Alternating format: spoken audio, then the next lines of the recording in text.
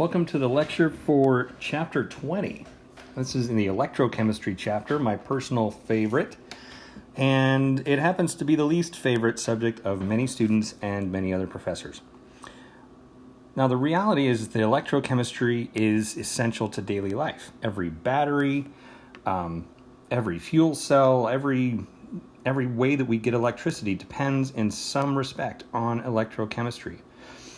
Now, what it is controlled, well-defined redox chemistry, right? And so remembering back from Gen Chem 1 is that oxidation is loss of electrons,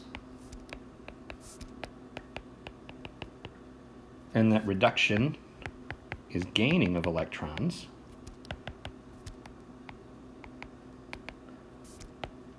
So in every redox reaction, electrons are going to flow from oxidation to the reduction.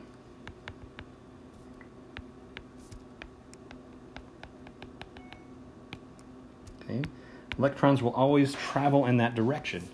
So many chemical reactions, biological reactions, biochemical reactions, all depend on this type of action.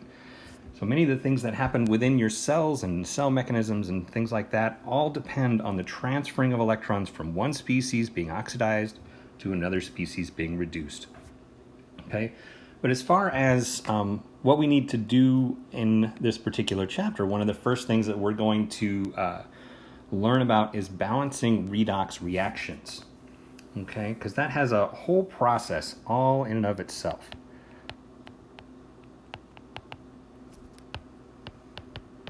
And we care about balancing redox reactions because it helps us to show, helps us to keep the stoichiometry alive and make sure that we understand how many electrons are going from point A to point B and what the balanced equation looks like so that we can do stoichiometry with this stuff.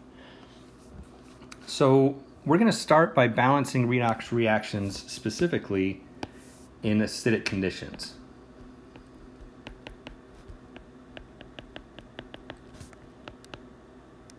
Okay, and after we're done with this, we'll talk about how to balance redox reactions in basic conditions, because you can do it both ways.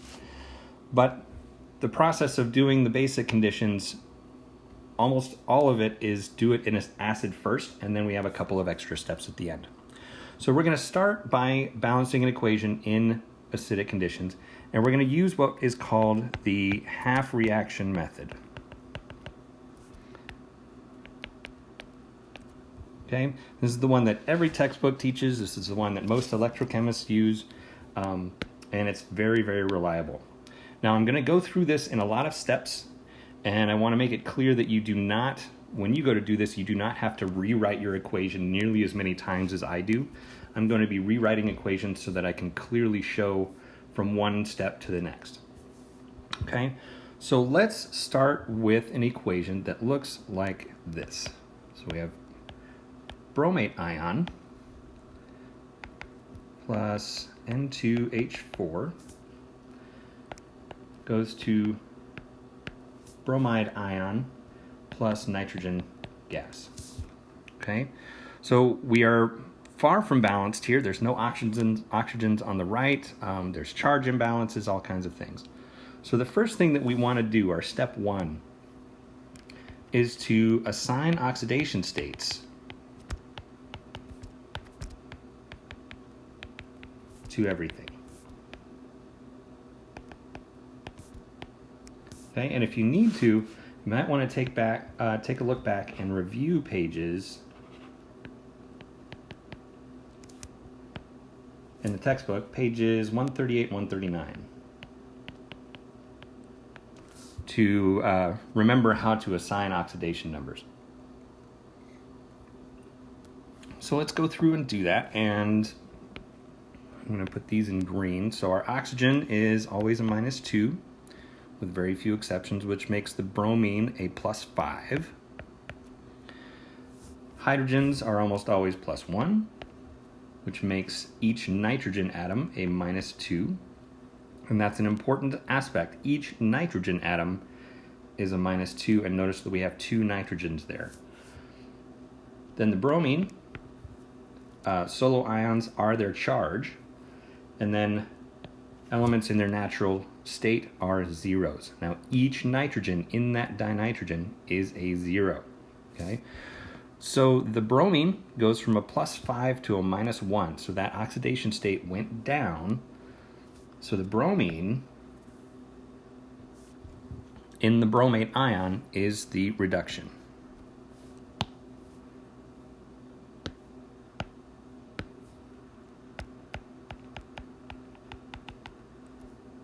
Okay, so the reduction half reaction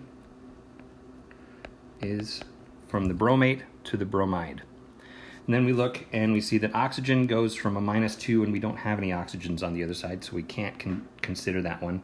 We also don't have any hydrogens to consider on the right-hand side, but let's look at that. Nitrogen goes from -2 to a 0, so that oxidation number went up, so it is oxidized.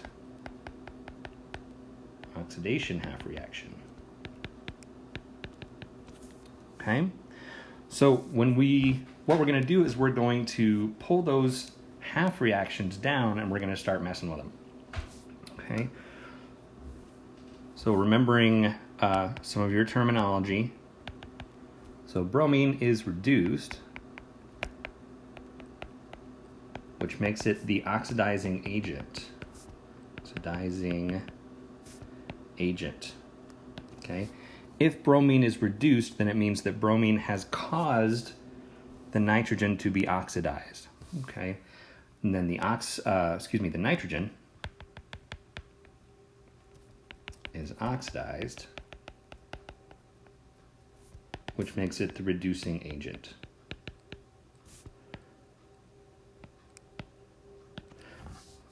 Now, it was brought up to me by one of the other chemistry professors, why do we care about that terminology? And well, the reality is if you're in the laboratory and you need something that will oxidize nitrogen, you're going to go looking for what you refer to as an oxidizing agent.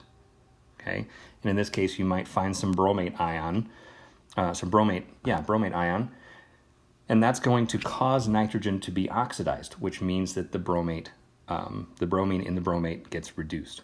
And that's why we care about those terms, oxidizing agent and reducing agent.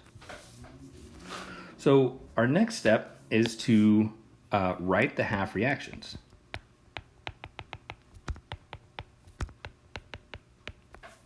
Okay, so the oxidation and the reduction.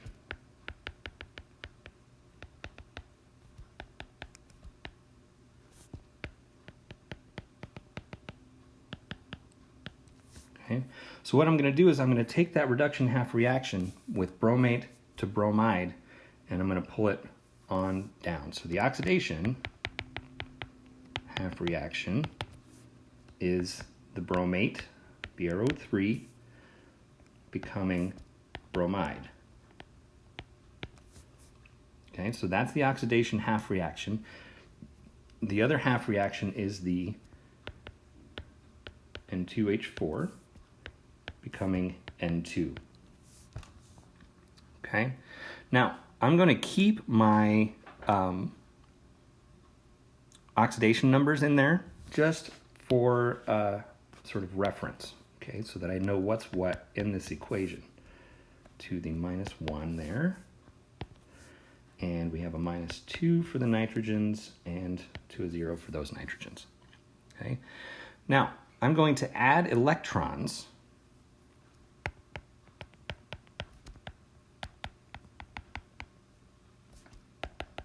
to the more positive oxidation side. More positive side. Okay, that's why I'm keeping my oxidation numbers written in there. So with my, oh, that's not correct. Sorry about that. That's not the oxidation.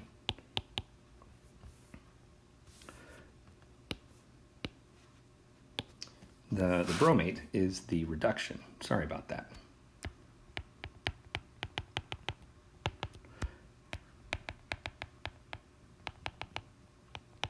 Okay, That's the correct way to go about it.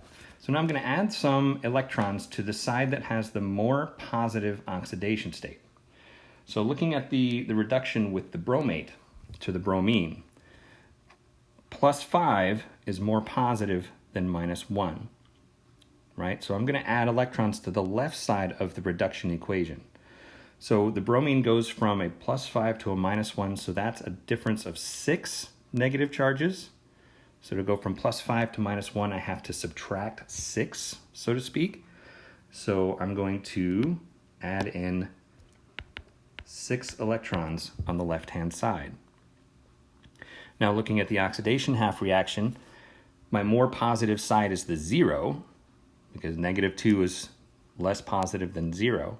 So in the oxidation half reaction, I'm going to put the electrons on the right side. Now remember, each nitrogen goes from a -2 to a 0. Right? So each nitrogen has a 2 electron change, but there are 4 electrons involved because there are 2 nitrogens and each one of them gets a 2 electron change. So I'm going to put 4 electrons on this side.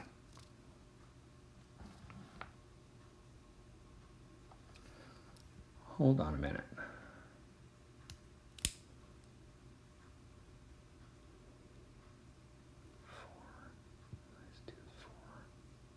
Yes, sorry.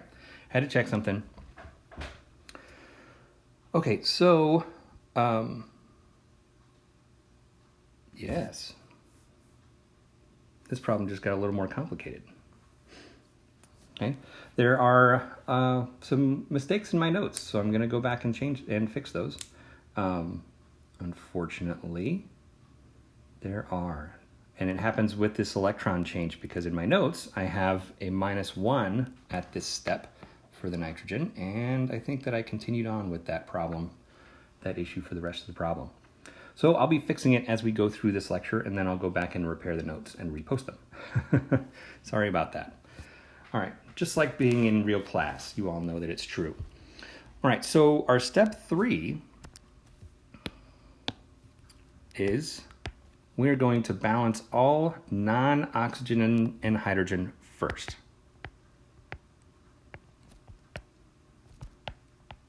Non-oxygen or hydrogen first.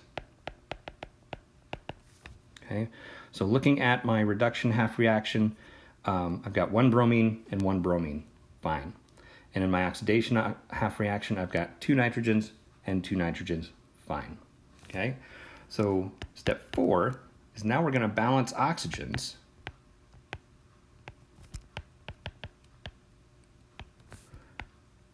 by adding water to the opposite side.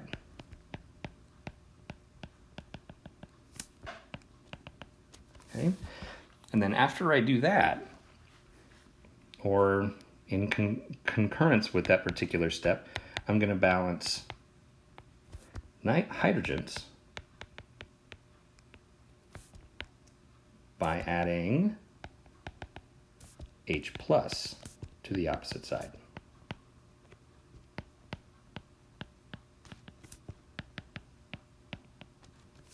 Okay, so I'm going to bring my equations down here. So I've got my bromate plus 6 electrons, 6E minus, and 2 bromide. And I have N2H4 going to N2 plus 4 electrons. Okay, so I'm going to start by balancing oxygens, adding waters to the opposite side. So on the left side of my oxidation equation, I have 3 oxygens here. So I'm going to add 3 H2Os to the right side. Okay. I don't have any oxygens in my other reaction, so that step I can skip. Now step 5 is to balance hydrogens by adding H pluses. So in my bromate half reaction, I've got 6 hydrogens here. So I'm going to add 6 hydrogens to the left. And in my nitrogen reaction, I've got 4 hydrogens on the left, so I'm going to add 4 hydrogens to the right. Okay? So now, step 6, we need to cancel out electrons.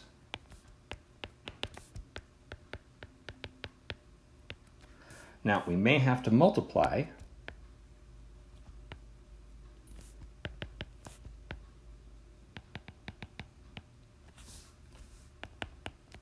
to get the same number on both sides.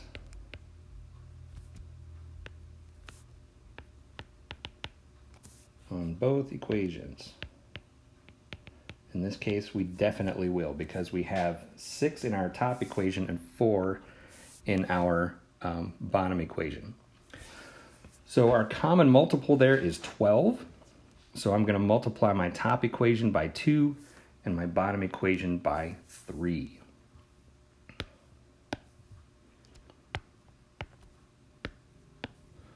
So 2 times my 6H plus my bromate plus my 6 electrons and my bromide ion and my waters. Okay, and then 3 times my N2H4 going to N2 plus 4 electrons plus 4 hydrogens. Okay, so let's, like I said, you do not have to keep rewriting your equations the way I am. I'm showing these this way so that the steps are very clear. So we will end up with 12H plus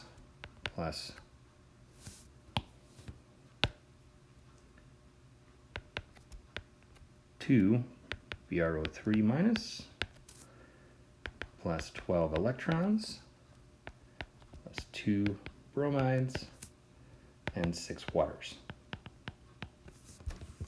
Okay, and then in my bottom equation, I'll have 3 N2H4s becoming 3 N2s, 12 electrons, and 12 hydrogens. All right, so now I'm going to cancel out my electrons because I have 12 on the left in my top equation and 12 on the right in my bottom equation. All right, now I'm going to combine equations just like any other time.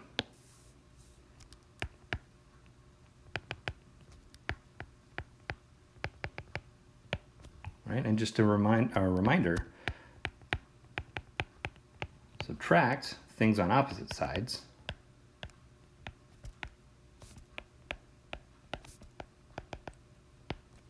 And add things on the same side.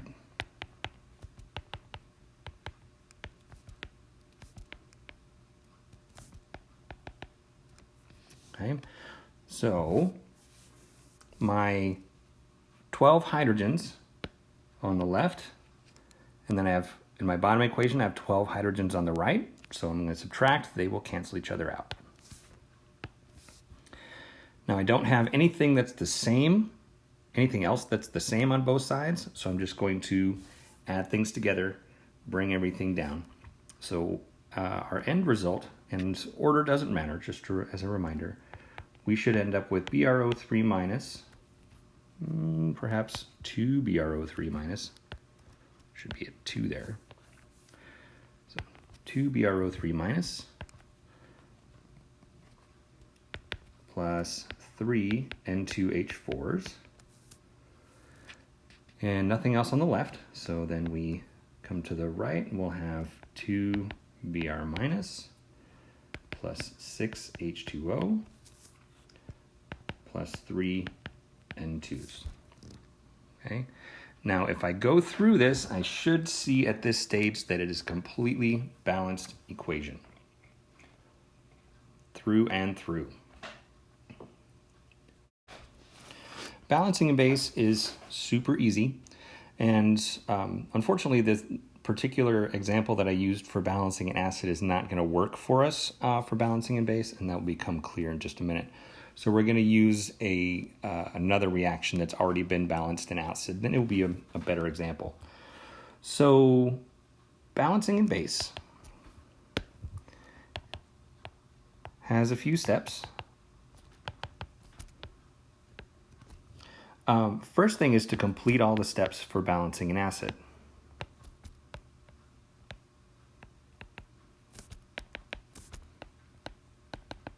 Okay, so at the stage where we're at, we should be able to balance in base.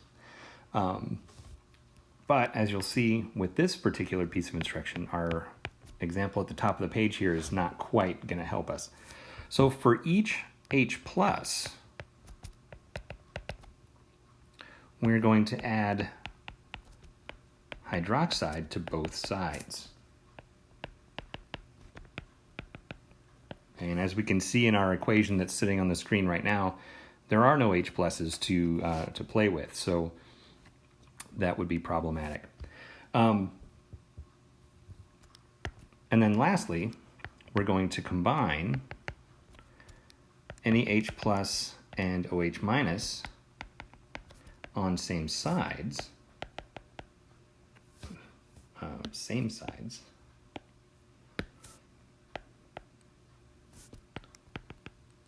to make water.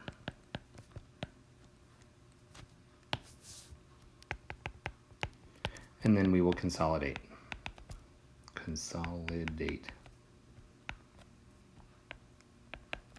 Okay, so let's use an example from the textbook that's already been balanced in acid.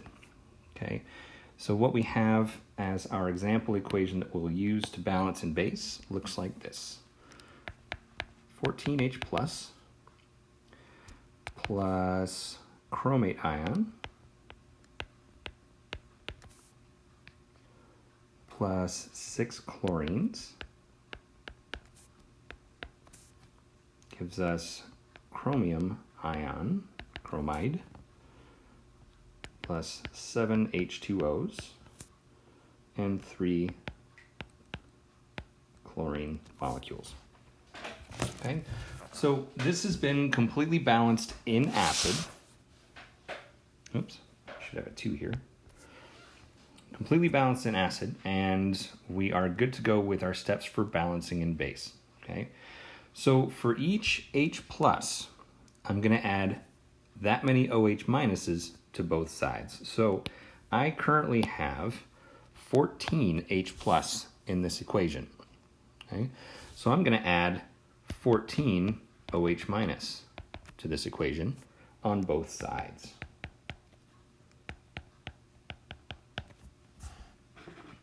Okay, so now I'm going to combine H pluses and OH minuses on the same side. Okay, so on my left side, I've got 14 OH minus and 14 H plus. That is going to give me 14 H2Os. Okay, so now let's take a look at what we have in our equation right now. I've got 14 waters on the left, 7 waters on the right. So this is what I mean by consolidate. Okay, so things on opposite sides of the equation, we subtract. Okay, so 7 versus 14, those 7 waters are going to go away, and this is going to become 7 H2O on this side. Okay, so that's it. Now we're completely balanced in base. So let's write the full equation balanced in base. So 7 H2O plus our chromate plus 6 Cl minus, 2 Cr3 plus 3 Cl2, and 14 hydroxides. Okay, so the important thing is to carry out all the correct steps for balancing in acid first, then we add OH minus to both sides and consolidate things.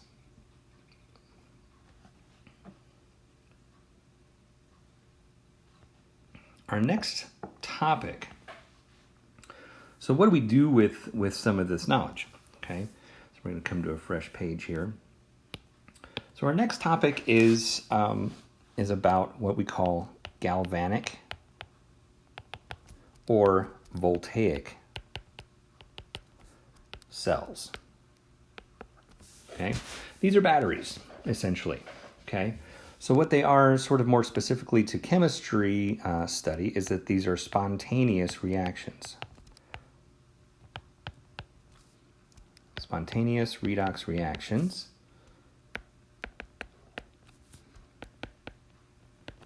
that can be used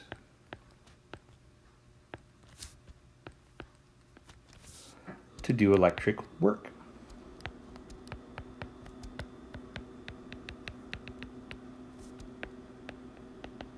Okay, so batteries, right? So batteries are spontaneous reactions just waiting to be sort of released, right? When we connect something to both ends of a battery terminal, we provide a conduit for the electrons to flow from the oxidation to the reduction, and it happens all on its own. Okay, and so what that tells us is that inside a battery is that the half reactions are physically separated.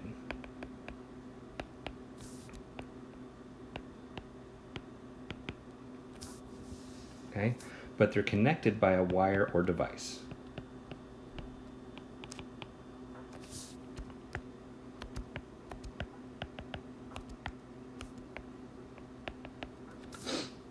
That allows the electrons to flow.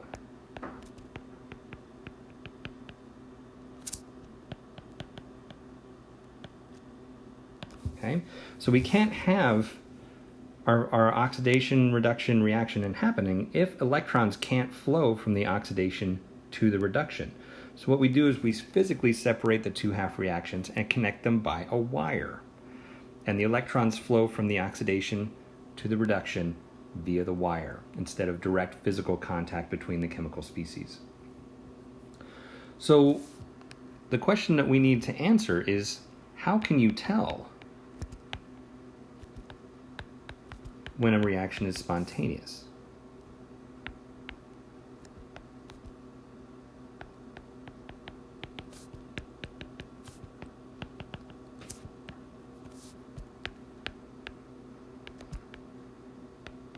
Okay, and the answer lies with what we refer to as electrical potentials.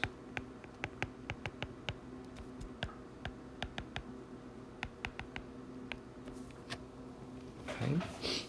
So let's do this via example. So we're going to consider two metals.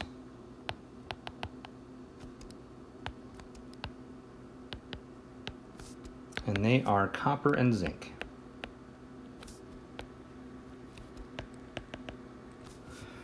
Okay. The question is, can I generate electricity spontaneously?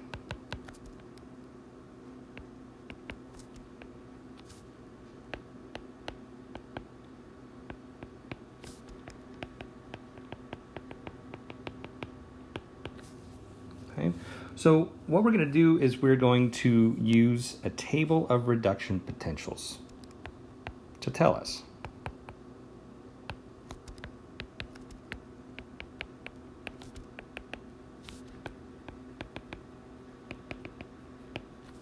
Okay, so let's look at the two things that we have given here. So reduction potentials, every reaction has one. Every half reaction has a reduction potential.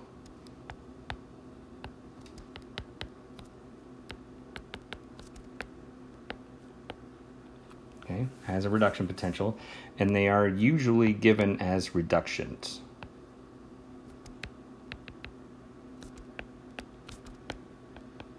It's kind of by convention, sort of like when we were doing acids and bases, everything's always done in terms of pH, not pOH. It's kind of like that. So let's look at the reductions of each of these metals. Okay, so if I have, if I want to look at the reduction of zinc zinc gets reduced to from 2 plus to solid zinc. And copper is the same way.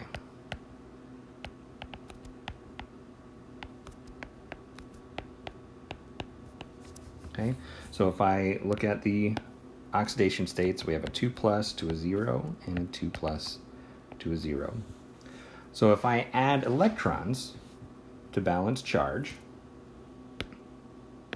because right now I've got 2 pluses on the left and zeros on the right, so I'm going to add electrons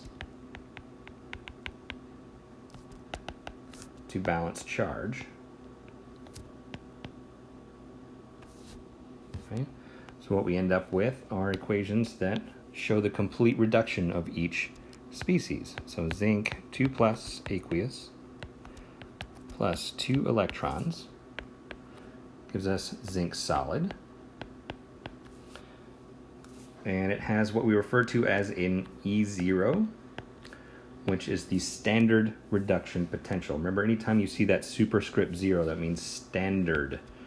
So under standard conditions, the reduction potential for zinc is negative 0.76 volts, okay, or 760 millivolts, right? And then our copper looks much the same way.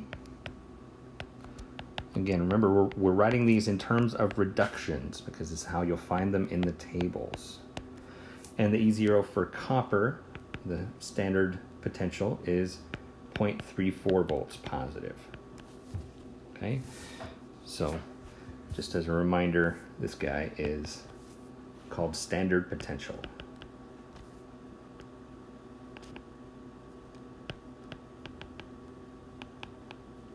Okay, and it's given in terms of volts, right?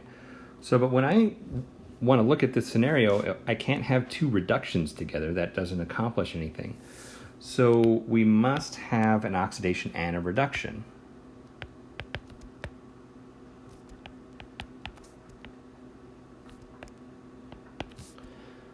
So we flip one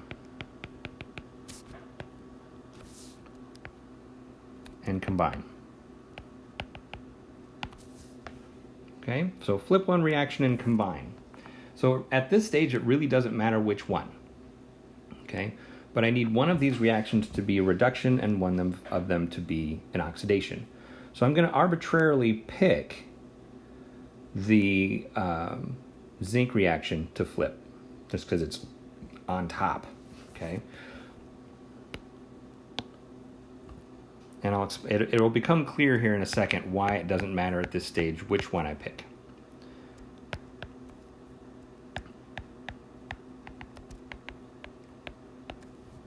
And then my copper reaction looks like copper 2 plus, aqueous, this is aqueous.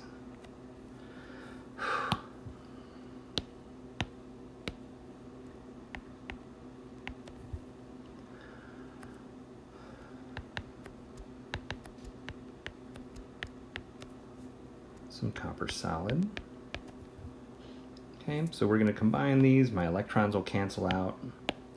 And what we end up with is a reaction that looks like zinc solid plus copper 2 plus becomes zinc 2 plus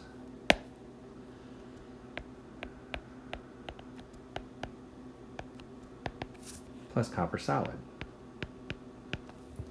Okay, so the reason that I didn't care which one I flipped, because here is my question at this stage.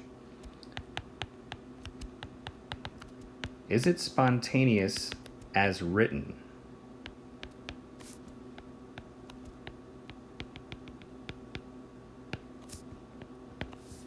Okay, so going left to right, is this reaction going to happen spontaneously? Is zinc solid going to become zinc 2 plus?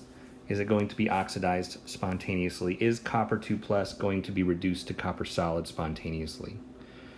Okay, so the way I tell is that I'm going to calculate what we refer to as E cell.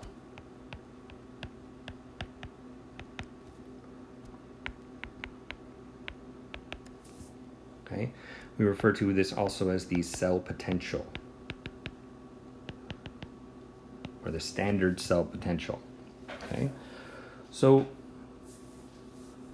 let's look at our reaction and see if we can piece out the parts.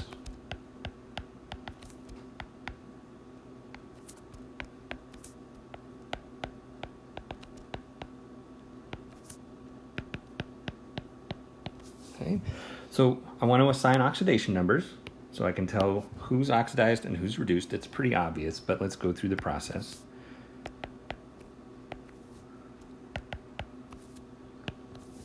Okay, so my copper,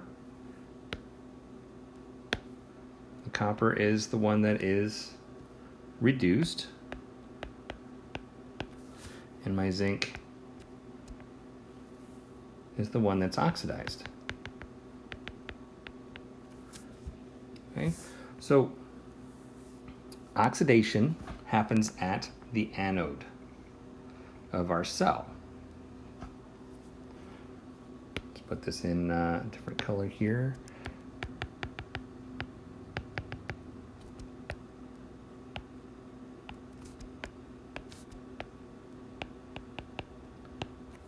Okay, oxidation happens at the anode, reduction happens at the cathode.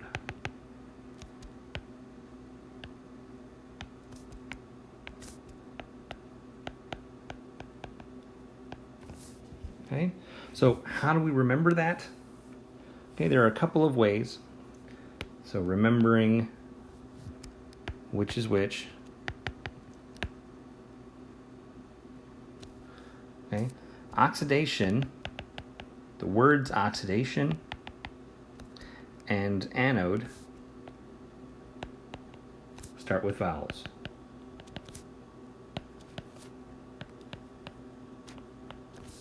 And reduction and cathode start with consonants.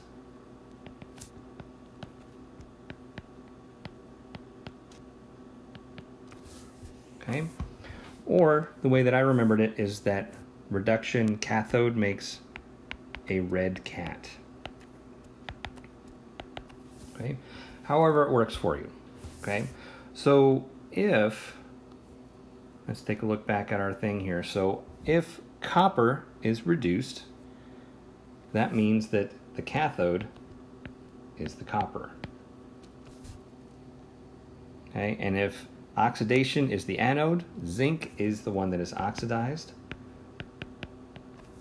So my anode is my zinc. Okay, so the way you calculate E cell, so E0 cell looks like this. The E0 for the reduction of the cathode species minus the E0 for the reduction of the anode species. Okay, so let's come back up and take a look at our reduction potentials. So remember these up here, my E0s for each of the half reactions. So I'm going to take those numbers exactly as they are. Okay? I'm not going to change them at all. Not one bit. Okay? And I'm going to plug them into my situation here. So my zinc is the anode. My copper is the cathode. And I'm going to use the values for the reduction potentials and plug them straight into this equation. Okay? So this one is going to be my reduction potential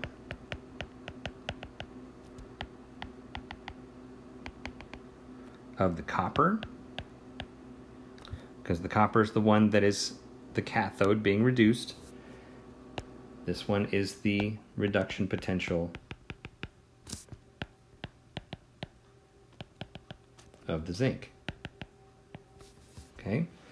Don't change any signs. Don't multiply any coefficients. Don't do anything to these numbers. I can't reiterate that enough. Don't mess with the numbers. You don't need to. Okay? So our E0 cell, this is the easiest math you'll do all semester. So E0 cell comes out to be plus 0.34 volts. That's the reduction potential for the copper. Minus, and it's helpful to put a parenthesis around this one. I said a parenthesis. A parenthesis there. So of minus 0.76 volts, right? Cathode minus anode.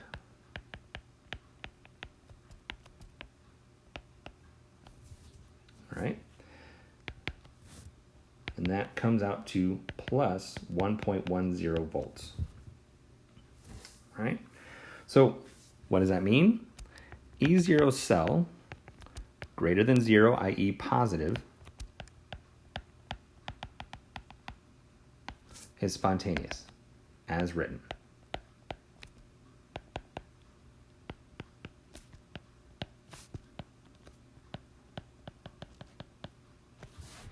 Okay. So as you might expect, if you're a super sleuth, is that a negative E0 cell is non-spontaneous.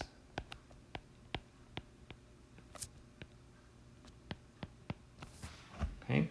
Now, an important thing to keep in mind is that if something is non-spontaneous as written, if you reverse that reaction, that way will be spontaneous.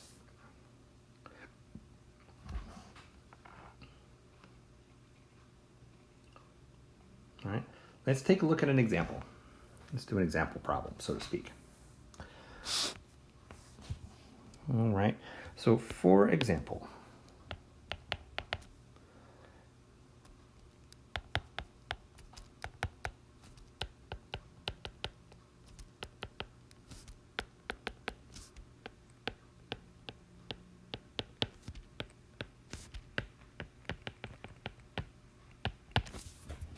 okay, so our reaction is this one.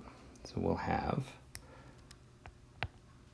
5Fe3 plus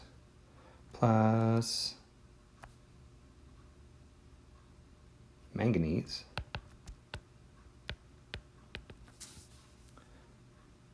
plus water.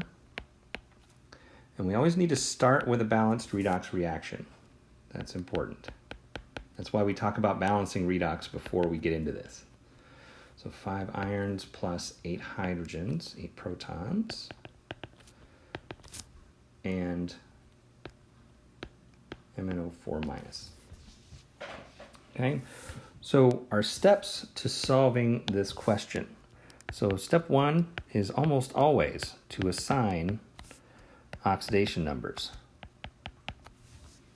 Okay, step 2 is to look up the reduction potentials.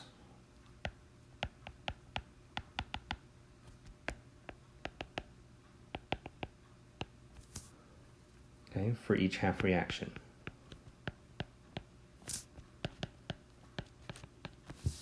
And then step 3, we want to calculate E cell.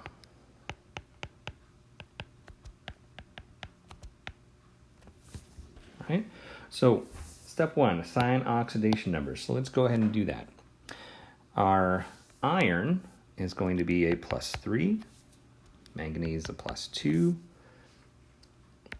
hydrogen is a +1, oxygen's a -2, iron is a +2, +1, +7, and -2. Okay, so given what we have, iron 3 plus is oxidized, is reduced. So that makes it the cathode. And manganese is oxidized. So that makes it the anode. Okay, so I'm going to go to a table, a lovely table of reduction potentials. There's one, it's table 20.1 in your textbook on page 863.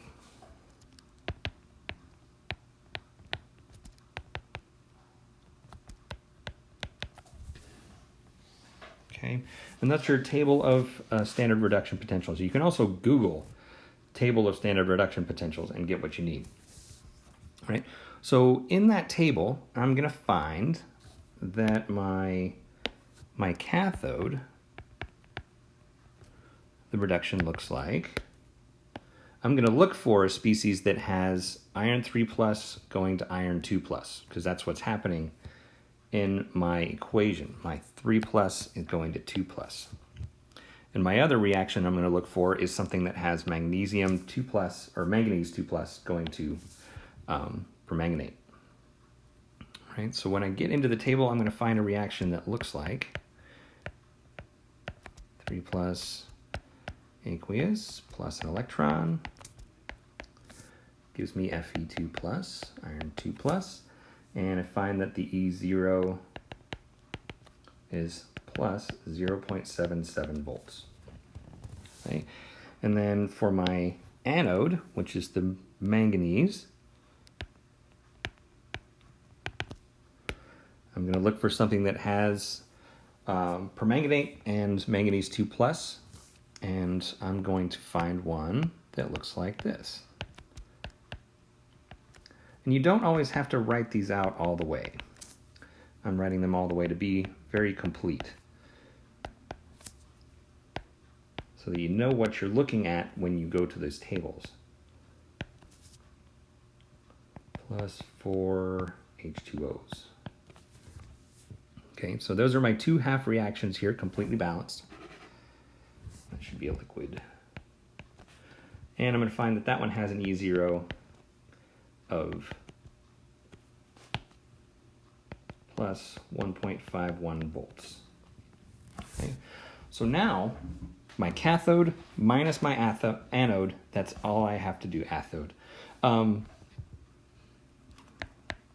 Simple as can be. E0 equals cathode minus anode. I don't have to change any signs. I don't have to do any multiplications. I don't have to account for coefficients. I just use these numbers. That's all. Cathode minus anode gives us plus 0.77 volts minus 1.51 volts gives us a minus 0.74 volts, not spontaneous as written.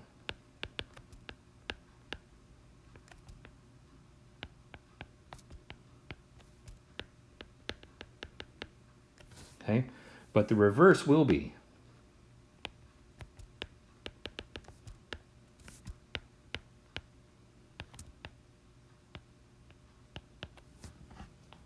Okay, that's an important thing to understand, that if you want something, if you get to the end of this and you find out that everything's backwards and you have a non-spontaneous E0 cell, if you want a spontaneous one, flip the reaction back to front and recalculate E cell, and it'll come out positive.